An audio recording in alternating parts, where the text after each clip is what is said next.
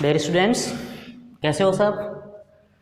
तो आज के लेक्चर में अपन पढ़ने वाले हैं कि discovery of proton and discovery of neutron. Last lectures में अपन ने एटॉमिक स्ट्रक्चर्स के कुछ फंडामेंटल कॉन्सेप्ट्स के बारे में पढ़ा था और अपन ने डिस्कवरी ऑफ इलेक्ट्रॉन और the discovery of cathode rays के बारे में अपन पढ़ चुके थे। तो now today we are going to start my new topic, discovery of proton and neutron.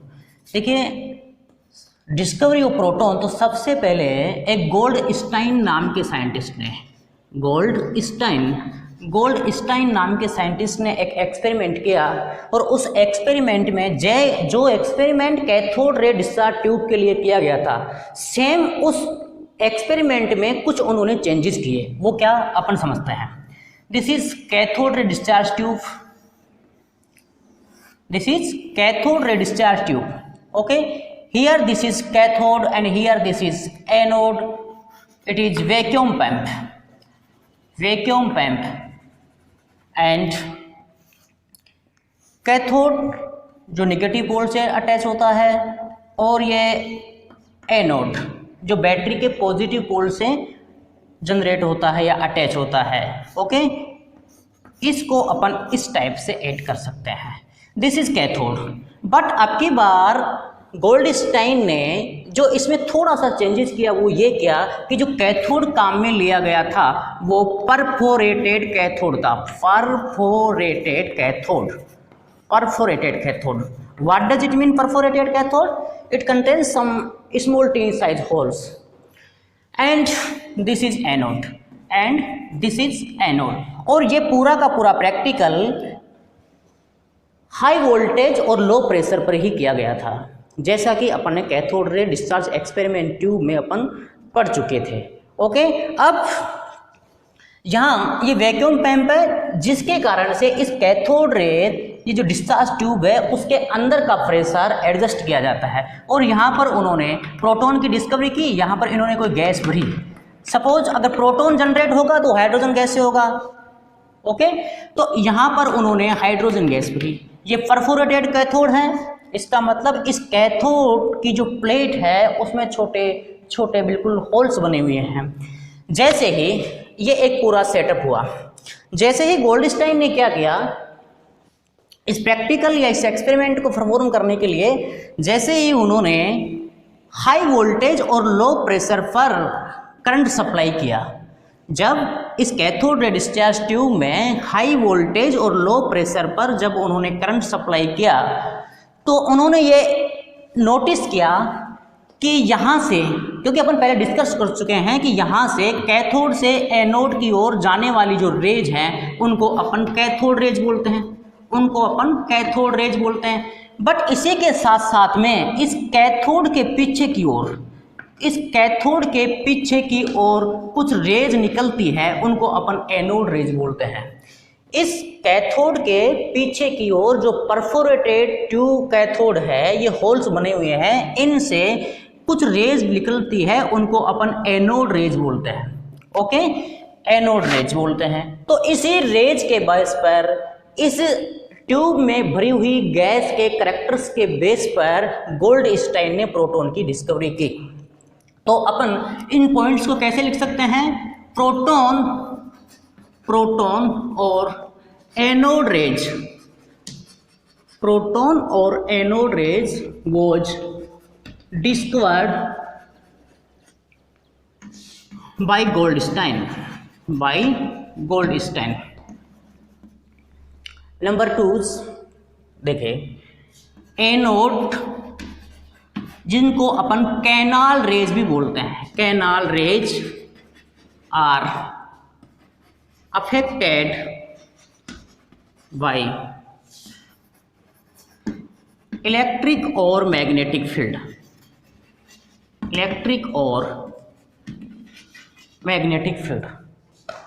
And third और सबसे इंपॉर्टेंट चीज, the anode raise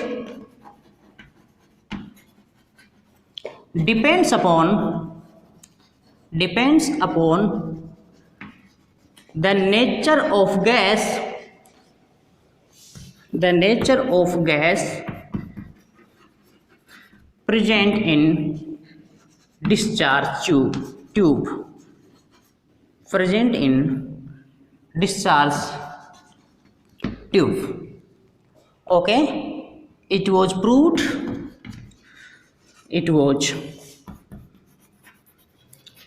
by E upon ME ratio values for proton, right? Proton और anode raise की discovery Goldstein ने की।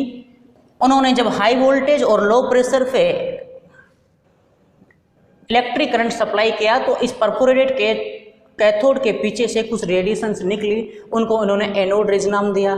और ये anode rays electric और मैग्नेटिक फील्ड से अफेक्ट होती है। वो क्यों? क्योंकि ये एनोड रेज जब यहाँ पर मैग्नेटिक फील्ड अप्लाई किया जाता है तो ये निगेटिव प्लेट की ओर अट्रैक्ट हो जाती है, क्योंकि anode consist of positive particles and contents of positive charges, so into the presence of magnetic field automatically divide towards the direction of negative plate. Okay, और यहाँ इस प्रोटॉन के लिए जो E अपॉन ME यानी E it mean charge upon ME ratio है, वो इस ट्यूब में भरी हुई गैस के ऊपर डिपेंड करता है। इस ट्यूब में भरी हुई गैस के ऊपर डिपेंड करता है। तो अपन ये कह सकते हैं कि जो कैथोड रेज थी, जो निगेटिवली चार्ज पार्टिकल्स यानी कि इलेक्ट्रॉन से बनी हुई थी, वो ट्यूब में भरे हुए गैस के नेचर पर डिपेंड नहीं करती है, जबकि एनोड रेज और canal rays depends upon the nature of gas which is present into the gas. Fourth point, anode raise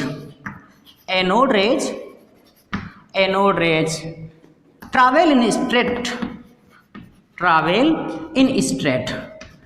as anode rays travel in straight. और एनोड रेज होती है वो बिल्कुल एक स्ट्रेट लाइन में ट्रैवल करती है, right?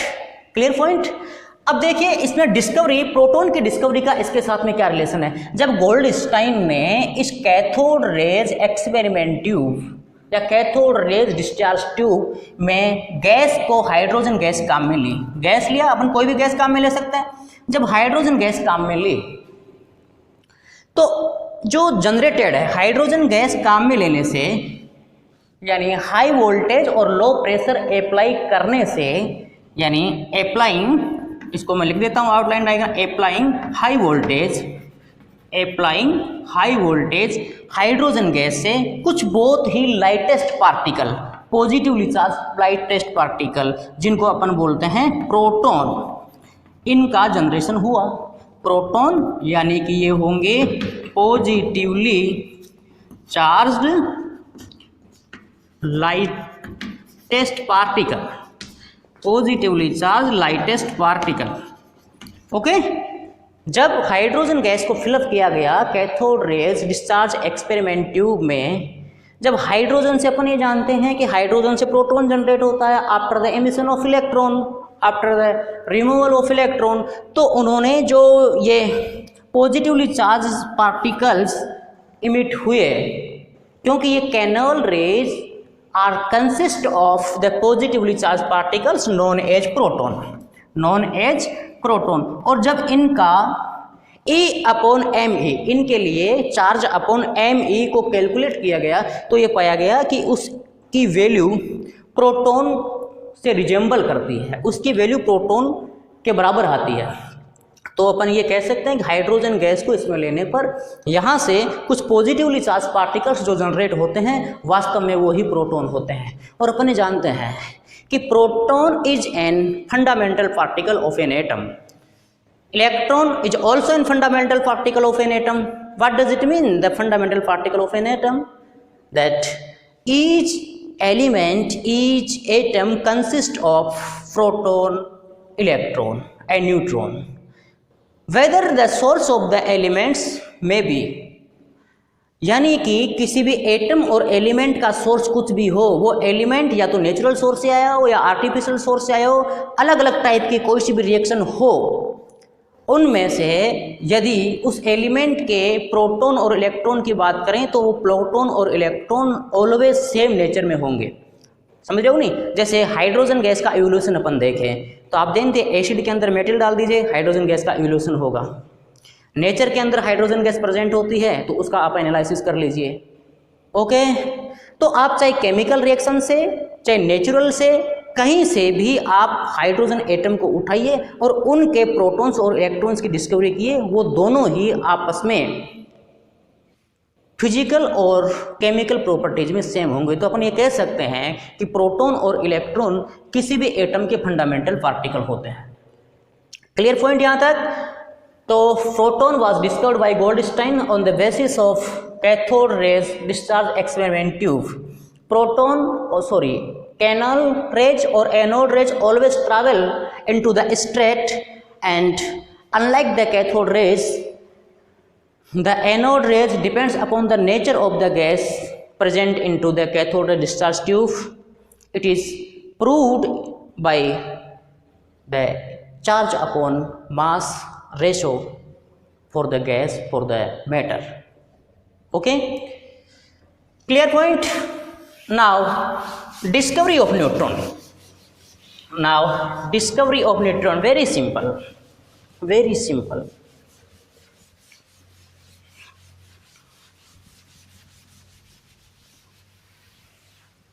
Discovery of neutron. Discovery of neutron. देखिए, ये ज़रूरी नहीं है कि कोई से भी फंडामेंटल पार्टिकल्स को कौन से ईयर में डिस्कवर किया गया था, वो जनरली मेरे को भी ध्यान नहीं है, क्योंकि इतने डेटा याद करने की अपने को ज़रूरत नहीं है। अपने को मेन कॉन्सेप्ट टॉपिक का समझना है। तो first of all, neutron is also a fundamental part of an atom. Neutron is also a fundamental part or particle of an atom. It is neutral. यानी इसके ऊपर कोई भी चार्ज नहीं होता है। अब इसकी डिस्कवरी की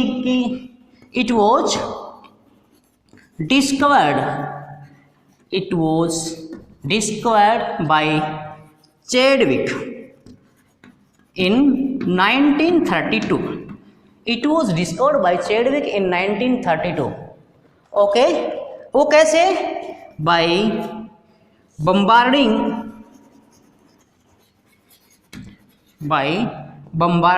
a very thin layer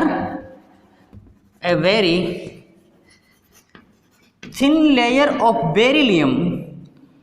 By bombarding a very thin layer of beryllium metal by alpha particles.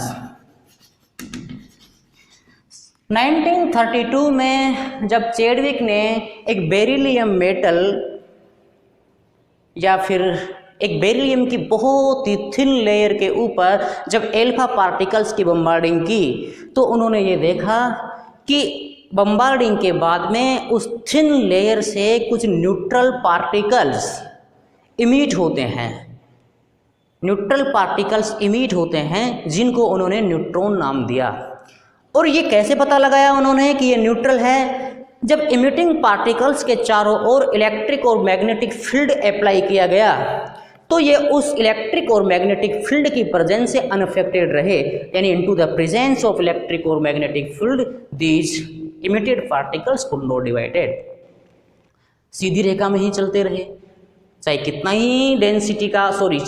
He intensity का मैग्नेटिक फील्ड आप अप्लाई कर दो, फिर भी उनके ऊपर कोई फर्क नहीं पड़ा, वो सीधी ही रेखा में चलते रहे, स्टेट में मोशन करते रहे, स्टेट में ट्रैवल करते रहे। इसका मतलब वो जो इमिटेड पार्टिकल्स थे वो न्यूट्रॉन थे।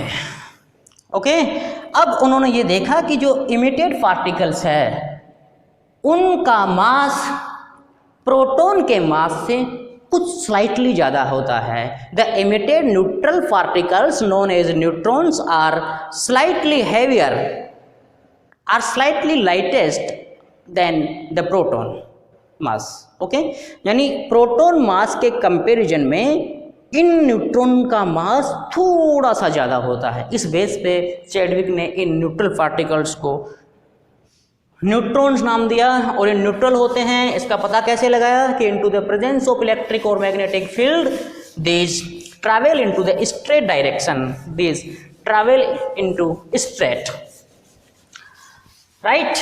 अब अपन कुछ प्रॉपर्टीज पढ़ेंगे इनकी, इलेक्ट्रॉन, प्रोटॉन और न्यूट्रॉन की कुछ properties.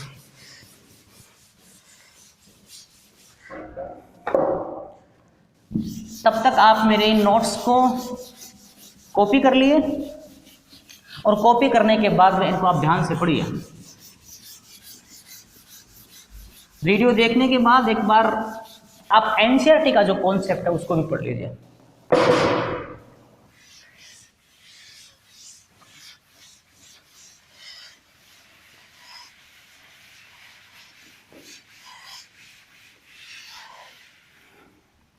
Yes, fundamental particles, fundamental particles देखिए, फिर यहाँ पर लिखेंगे, फिर यहाँ पर लिखेंगे अपन सिंबल, फिर यहाँ पर लिखेंगे अपन चार्ज, फिर यहाँ पर लिखेंगे अपन रिलेटिव चार्ज,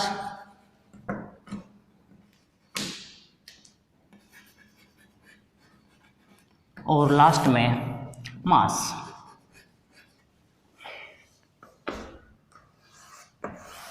ओके, इतना आपने कर लिया तो एनफ है।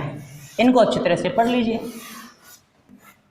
और समझने की कोशिश कीजिए, कॉन्सेप्ट को समझने की कोशिश कीजिए। रटने से काम नहीं चलेगा, क्योंकि रटी हुई चीज़ें ज़्यादा दिन तक स्टेबल नहीं रह पाती है। पहला ही आपने क्या पढ़ा, इलेक्ट्रॉन, फिर अपन ने क्या पढ़ा, प्रोटॉन, और फिर अपन ने पढ़ा न्यूट्रॉन। एक लाइन और जोड़ दीजिए ना, क्या फर्क पड़ रहा है। डिस्कवरी किसने की, डिस्कवरी चैनल नहीं, डिस्कवरी बाय। इलेक्ट्रॉन का सिंबल ई, प्रोटॉन का सिंबल फी और न्यूट्रॉन का सिंबल एन। सिंपल। इलेक्ट्रॉन का जो चार्ज होता है वो 1-1.6 इंटू 10⁻⁹ कूलम्ब। और प्रोटॉन का जो चार्ज होता है, ध्यान रखना है कि मैग्नीट्यूड, द इलेक्ट्रॉन और proton, the charge on electron और proton are same in magnitude but in opposite. Okay, तो प्रोटॉन का चार्ज होगा, यहाँ पर इलेक्ट्रॉन का माइनस है तो plus 1.6 into 10⁻⁹ coulomb. Magnitude same है बट अपोजिट चार्ज होता है, क्योंकि प्रोटॉन होता है एक पॉजिटिवली चार्ज पार्टिकल्स होता है और इलेक्ट्रॉन जो होता है वो निगेटिवली चार्ज पार्टिकल होता है, और न्यूट्रॉन के ऊपर चार्ज होता है 0, इसलिए ये न्यूट्रल होता है। रिलेटिव चार्ज, इसको -1, इसको +1 और इसको 0। ओके, नाउ इलेक्ट्रॉन का जो मास है वो 9.103 इंटू 10⁻⁻31 किलोग्राम, 9.103 इंटू 10⁻⁻31 किलोग्राम। और प्रोटॉन का जो चार्ज होता है वो होता है 1.672 इंटू 10⁻⁻27 किलोग्राम, 1.672 इंटू 10⁻⁻27 किलोग्राम। और न्यूट्रॉन जो न्यूट्रल पार्टिकल्स होते हैं वो स्लाइटली हैवियर देन प्रोटॉन्स, यानी इसमें थोड़ा सा डिफरेंस होता है कि 1.674 इंटू 10⁻⁻27 किलोग्राम। और इलेक्ट्रॉन की डिस्कवरी जे थॉमसन, और प्रोटॉन की डिस्कवरी किसने की, गोल्डस्टाइन। और neutron was discovered bye Chadwick. This is the comparative table to study about the fundamental particles of electron, proton and neutron. Clear? Now अब अपन start करते हैं, ये रेडियो एक्टिविटी क्या होती है, एक्सरेज क्या होती है, रेडियो एक्टिविटीज क्या होती है। X rays and radio activities. देखिए, एक रोहेंटजन नाम के साइंटिस्ट थे, उन्होंने क्या किया कि जब ये कैथोड रे डिस्चार्ज ट्यूब के एक्सपेरिमेंट की स्टडी की बाद में, तब उन्होंने देखा कि इस ट्यूब में इलेक्ट्रॉन, प्रोटॉन यानी कि कैथोड और एनोड रेज के अलावा भी कुछ ऐसी रेडिएशंस इमिट होती है, कुछ ऐसी रेडिएशंस इमिट होती है जो नेचर में बिल्कुल डिफरेंट होती है। बट उस टाइम में इन रेडिएशंस की ज़्यादा डिस्कवरी नहीं हुई थी, इन रेडिएशंस की ज़्यादा स्टडी नहीं हुई थी, इसलिए रोहेंटजन ने उन रेडिएशंस को एक्स रेज नाम दिया, यानी अननोन नेम। और इन रेडिएशंस का जो पेनेट्रिंग पावर होता है वो बहुत ज़्यादा होता है, इसलिए इन एक्स रेडिएशंस को या एक्स रेज को अपन किसी भी ऑब्जेक्ट के इंटीरियर पार्ट्स की स्टडी करने के लिए काम में लेते हैं। तो फर्स्ट है X rays was discovered by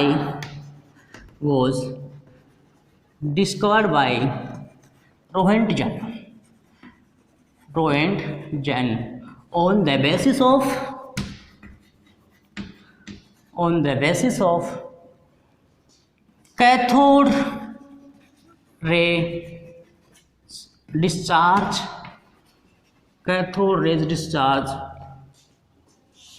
tube experiment. Cathode rays discharge tube experiments के बेस पे रोएंटजन ने कुछ रेडिएशंस की डिस्कवरी की और उन्होंने ये देखा कि ये रेडिएशंस जो निकलती है वो इलेक्ट्रॉन, प्रोटॉन और न्यूट्रॉन से कुछ डिफरेंट प्रकार का बिहेवियर शो करती है, इसलिए उन्होंने इनको एनोड नाम दिया। और उन्हें पता कैसे लगाया, देखिए, when electrons strike on metal, when electrons strike on metal plate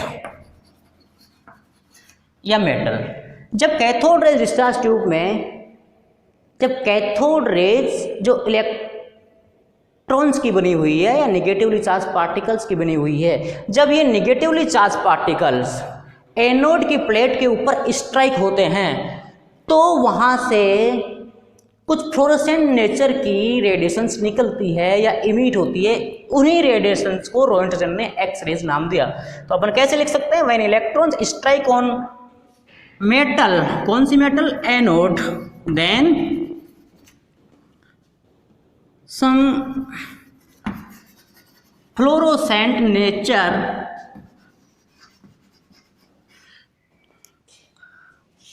radiations are emitted, known as X-rays। Okay, उन रेडिएशंस को रोएंटजन ने एक्स-रेज नाम दिया था, जो cathode ray discharge tube experiment में कैथोड से निकलने वाले निगेटिवली चार्ज पार्टिकल्स जब एनोड पे जाके स्ट्राइक होते हैं तो वहाँ से कुछ रेडिएशंस निकलती है, इसलिए उन्होंने इनको एक्स-रेज नाम दिया। और इन एक्सरे रेडिएशंस की एक स्पेशल कैरेक्टरिस्टिक्स प्रॉपर्टी क्या होती है कि इनका पेनिट्रेशन पावर बहुत ज़्यादा हाई होता है, और हाई पेनिट्रेशन पावर के कारण से एक्स-रेज का एप्लीकेशन अपन किसी भी ऑब्जेक्ट के इंटीरियर पार्ट्स की स्टडी करने के लिए काम में लेते हैं। तो अपन एक सिंपल सी लाइन लिख सकते हैं, क्या, due to high penetration power these rays are used to study the interior parts of an object. Okay, high penetration power के कारण से एक्सरेज का यूज अपन किसी भी ऑब्जेक्ट के इंटीरियर पार्ट की स्टडी करने के लिए लेते हैं। अब इनके ऐसा नेचर, जब इलेक्ट्रॉन्स या पॉजिटिवली चार्ज पार्टिकल्स किसी भी मेटल सरफेस से स्ट्राइक होते हैं या टकराते हैं तो उनसे कुछ रेडिएशंस का निकलना, ये जो फिनोमेनन होती है उसको अपन बोलते हैं रेडियो एक्टिविटी। और ऐसे एलिमेंट और सब्सटेंसेज जो रेडियो एक्टिविटी फिनोमेनन शो करते हैं उनको अपन बोलते हैं रेडियो एक्टिव सब्सटेंसेज। जो जितने भी एक्टिनोइड्स जो होते हैं वो रेडियो एक्टिव नेचर के होते हैं, राइट। तो इसी के बेस पे अपन एक चीज़ और पढ़ सकते हैं कि what is radioactivity and what are radioactive elements. तो what is radioactivity? The emission of high penetrating power from an element or substance without affecting its surrounding medium। बिना किसी माध्यम से अफेक्ट हुए बिना वो सभी elements जिनसे अल्फा, बीटा और गामा यानी हाई पेनेट्रेशन पावर की रेडिएशंस निकलती है उनको अपन रेडियो एक्टिव सब्सटेंस या रेडियो एक्टिव एलिमेंट्स कहेंगे और उनकी इस फेनोमेनन को रेडियो एक्टिविटी कहेंगे। ओके, तो सबसे पहले अपन एक टॉपिक और पढ़ लेते हैं, रेडियो एक्टिविटी। ये सिंपल सी बातें हैं। Discovered by Henry Becquerel. Henry क्या है ये? बैकरेल और मैडम क्यूरी, पियरे, ये। Okay, second point, some substances or elements emit alpha, beta और gamma rays। alpha, beta और gamma rays। some substances or elements emit alpha, beta और gamma rays continuously without affecting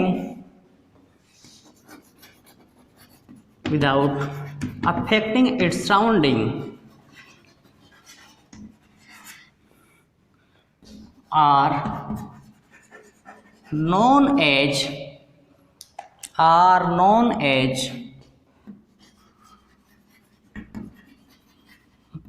radioactive substances or elements। radioactive substances or elements and this phenomenon is known as radioactivity। this phenomenon is known as radioactivity। Henri Becquerel, प्यूरी, madam Curie नाम के scientist ने इस phenomenon की discovery की। उन्होंने ये देखा कि जब कोई भी पॉजिटिवली चार्ज या नेगेटिवली चार्ज पार्टिकल्स किसी भी मेटल सरफेस पर स्ट्राइक होते हैं तो वहाँ से कैथोड और एनोड रेज के अलावा कुछ रेडिएशंस कंटिन्यूसली इमिट होती है। और उन रेडिएशंस को, वो कौन सी रेडिएशन हो सकती है? अल्फा, बीटा और गामा रेडिएशंस। उन रेडिएशंस को अपन रेडियो एक्टिव रेडिएशंस कहेंगे और ऐसे सभी एलिमेंट और सब्सटेंसेज को अपन रेडियो एक्टिव सब्सटेंस कहते हैं और उनकी इस फेनोमेनन को अपन रेडियो एक्टिविटी कहते हैं। Clear point? अब ये जो रेडियो एक्टिव रेज होती है वो लगभग 3 टाइप की होती है। वो लगभग 3 टाइप की होती है। देखिए अपन इसको समझेंगे कैसे। अल्फा रेज, बीटा रेज और gamma rays. Alpha rays, beta rays और गामा रेज। ये अल्फा रेज क्या होती है? Alpha rays. फिर बीटा रेज क्या होती है और गामा रेज क्या होती है? ये होती अल्फा रेज, यानी कि मैं लिख सकता हूं पॉजिटिवली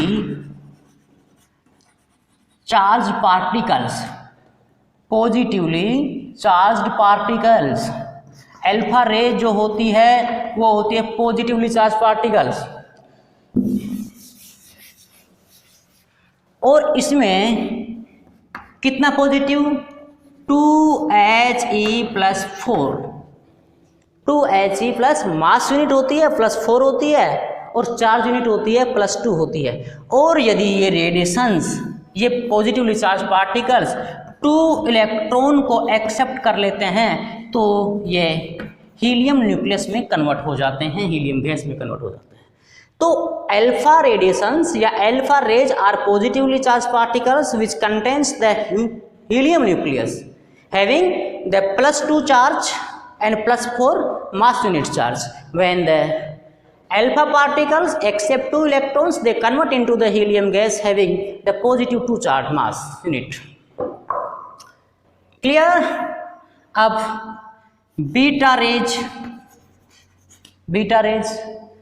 इसको अपन क्या बोलेंगे, ये तो प्रोटॉन के लिए मतलब हीलियम नाभिक हुआ या प्रोटॉन के फॉर्म में हुआ, या बीटा रेज अपन बोलेंगे लाइक इलेक्ट्रॉन्स।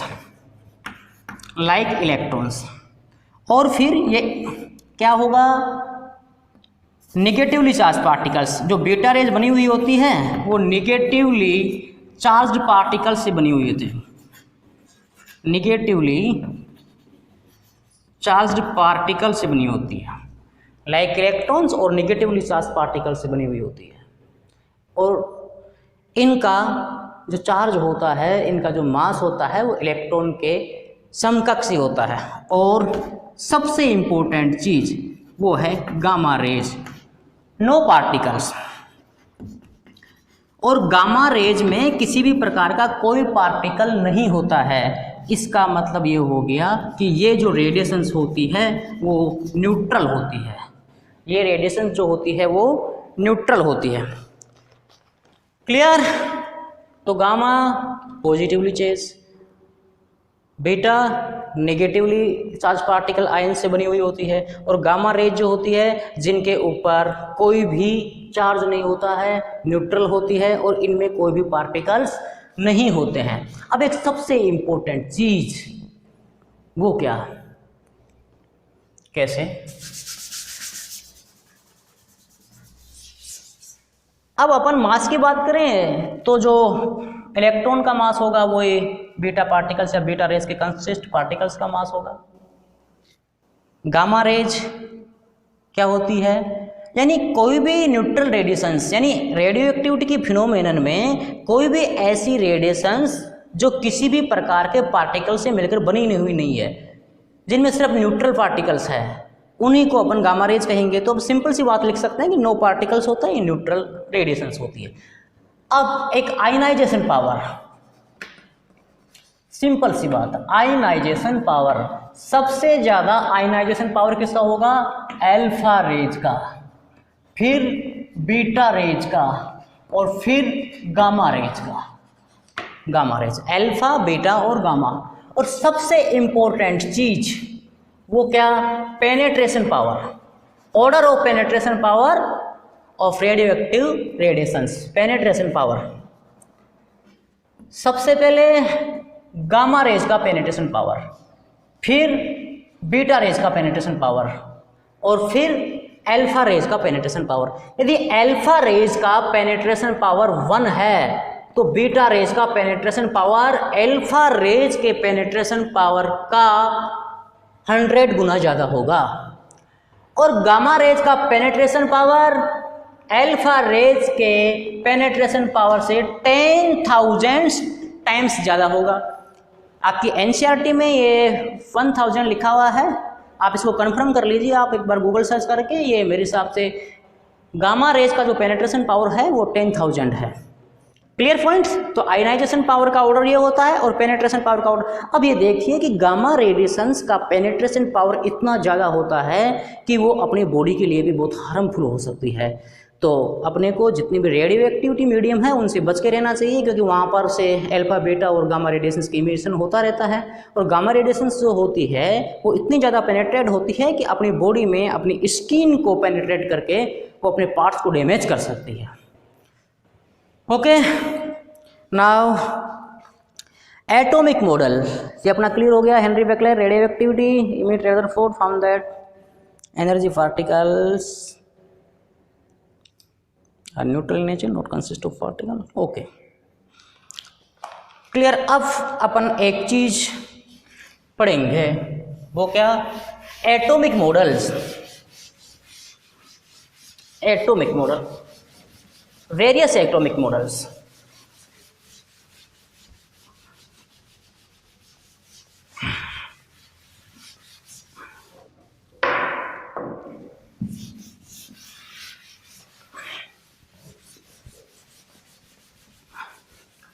बरसात का सीजन है और ये चौक नमी पकड़ लेते हैं, हाइड्रेटेड हो जाते हैं,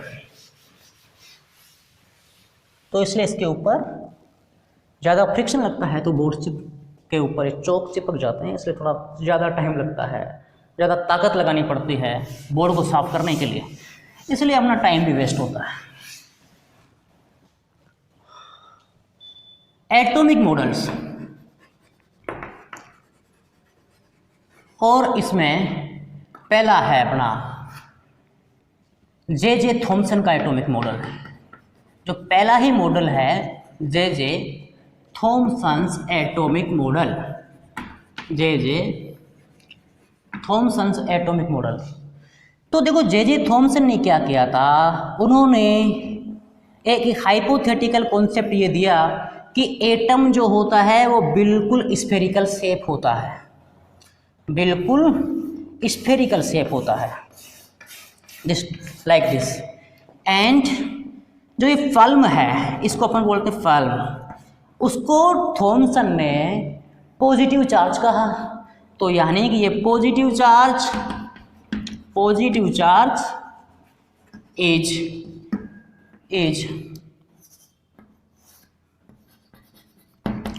uniformly distributed, positive charge is uniformly distributed in an atom according to Thompson model.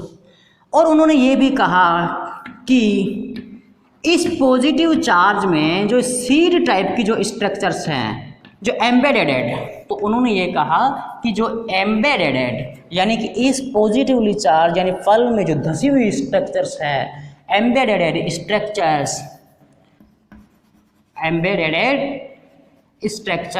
are negative charge यानी कि इलेक्ट्रॉन्स हैं। तो उन्होंने कहा कि ये पॉजिटिवली चार्ज है, वो यूनिफॉर्मली डिस्ट्रीब्यूटेड है, और उनके बीच में जो एम्बेडेड स्ट्रक्चर्स होती है वो इलेक्ट्रॉन्स होते हैं, और दोनों का मैग्नीट्यूड सेम होता है, इनकी नंबर सेम होती है, इसलिए ये एटम जो होता है वो न्यूट्रल होता है, पहली बात। दूसरा, उन्होंने ये कॉन्सेप्ट दिया कि इसकी स्ट्रक्चर एक वाटरमेलन की तरह होती है, तो उन्होंने इसको एक वाटरमेलन कहा, watermelon model of an atom. ये प्लम है और ये पुडिंग, ये है ना पुडिंग, ये प्लम पुडिंग। तो इसी एटॉमिक मॉडल को अपन प्लम पुडिंग मॉडल भी बोलते हैं, प्लम पुडिंग मॉडल। और प्लम रेजिन क्या बोलते हैं उसको, raisin model. Okay, according to the atomic model concept of J Thomson, the atom is a neutral particle, atom is a neutral species, or in atom the positively charged is uniformly distributed just like a form into the watermelon, and the negative charge particles or electrons are embedded into the form or positively charged ions। Okay, और ये नाम है, इस model को इस नाम से भी जाना जाता है। But on the basis of this model, on the basis of plum pudding model or watermelon model or J Thomson model, the stability of an atom cannot be explained. So this model could not be get success for a long time when the chemistry developed, when the chemistry became developed, then scientists neglect such type of model. Okay, now in next lecture we will discuss about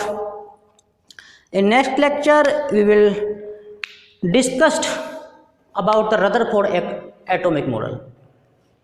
जितना आज के lecture में मैंने पढ़ाया है उसको आप अच्छे से पढ़ना है, उसके नोट्स बनाने हैं और लिख लेना है, और अगले ही लेक्चर में अपन जो सबसे इम्पोर्टेंट है रदरफोर्ड एटॉमिक मॉडल और डिफरेंट साइंटिस्ट ने जो सजेस्ट किए थे उनके बारे में पढ़ेंगे. ओके, तो आज के लेक्चर्स में इतना ही. Thank you.